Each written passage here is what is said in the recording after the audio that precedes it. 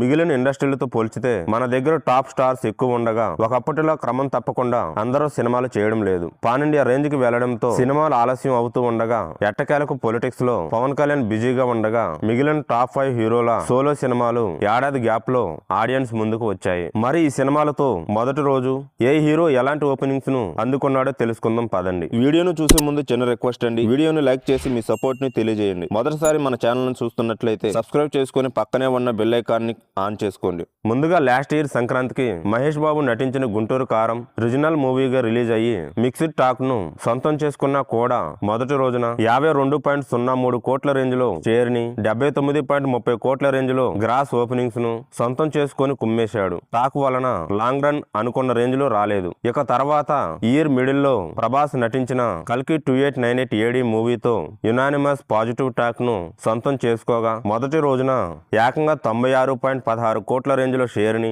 183.20 కోట్ల రేంజ్ లో gross collections ను దుమ్మారం లేపాడు. లాంగ్ రన్ లో 1000 కోట్ల క్లబ్ లో ఊహకందని ఊచకోత కోశాడు ప్రభాస్. ఇక తర్వాత సెప్టెంబర్ లో 6 ఏళ్ల గ్యాప్ తర్వాత ఎన్టీఆర్ దేవరా సోలో మూవీతో వచ్చి ఎక్స్ట్రీమ్ నెగటివ్ టాక్ ను సొంతం చేసుకున్నా కూడా మొదటి రోజు 98.60 కోట్ల షేర్ ని 157 కోట్ల రేంజ్ లో గ్రాస్ ను అందుకొని ఓచకోత కోశాడు.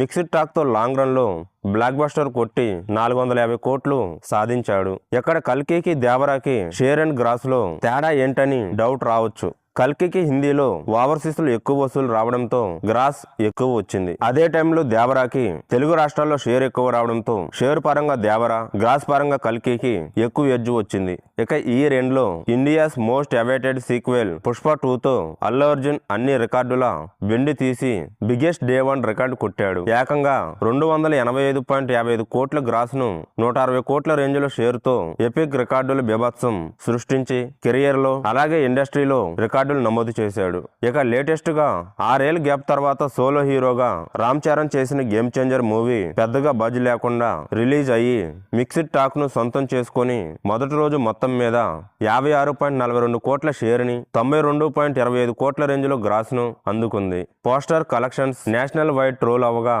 ఓవరాల్ గా మన టాప్ స్టార్ మూవీస్ లో లీస్ట్ పర్ఫార్మెన్స్ ను చూపించిన సినిమాగా నిలిచింది. ఇక ఈ సంవత్సరం పవన్ కళ్యాణ్ నుండి కూడా 2 సినిమాలు రానుండడం, ఇతర టాప్ స్టార్ మూవీస్ కొన్ని రిలీజ్ కానుండటంతో ఆ సినిమాలు ఎలా పర్ఫామ్ చేస్తాయో చూడాలి.